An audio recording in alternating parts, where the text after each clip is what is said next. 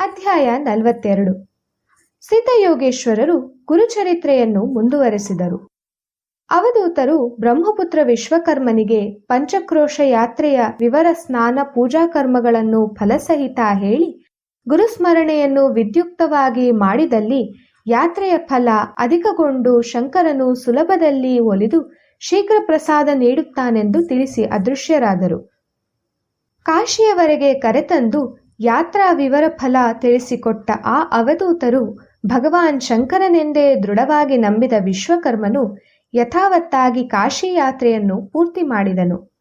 ಅವನ ಶ್ರದ್ಧೆ ಭಕ್ತಿಗೆ ಮೆಚ್ಚಿದ ಭಗವಾನ್ ಶಂಕರನು ಅವನಿಗೆ ದರ್ಶನವಿತ್ತು ಅವನ ಸಕಲ ಇಷ್ಟಾರ್ಥಗಳು ಸಿದ್ಧಿಸಲೆಂದು ವರ ನೀಡಿದನು.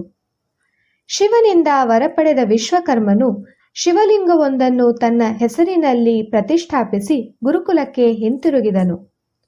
ಗುರುಪರಿವಾರದವರು ಬಯಸಿದ ಎಲ್ಲಾ ವಸ್ತುಗಳನ್ನು ಅವರಿಗೆ ನೀಡಿ ಅವರೆಲ್ಲರನ್ನೂ ತೃಪ್ತಿಪಡಿಸಿದನು. ಸುಪ್ರೀತರಾದ ಗುರುಗಳು ವಿಶ್ವಕರ್ಮನಿಗೆ ಅನೇಕ ವರಗಳನ್ನು ನೀಡಿ ಹರಸಿದರು.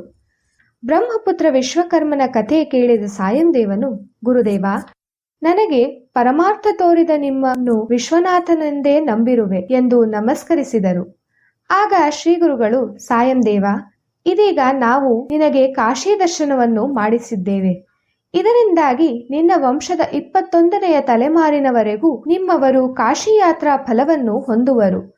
ನೀನು ಇನ್ನು ಮುಂದೆ ನಮ್ಮಲ್ಲಿಯೇ ಇದ್ದು ಬಿಡು, ನಿನಗೆ ಮಂಗಳವಾಗಲಿ ಎಂದು ಆಶೀರ್ವಾದ ಮಾಡಿದರು.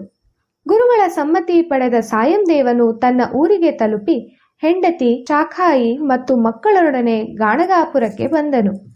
ಸಾಯಂದೇವನು ಕನ್ನಡ ಹಾಗೂ ಸಂಸ್ಕೃತದಲ್ಲಿ ಪದ್ಯಗಳನ್ನು ರಚಿಸಿ ಶ್ರೀಗುರುಗಳಿಗೆ ಅರ್ಪಿಸಿದನು. ಶ್ರೀಗುರುಗಳು ಆತನ ಗುರುಭಕ್ತಿಯನ್ನು ಮೆಚ್ಚಿದರು.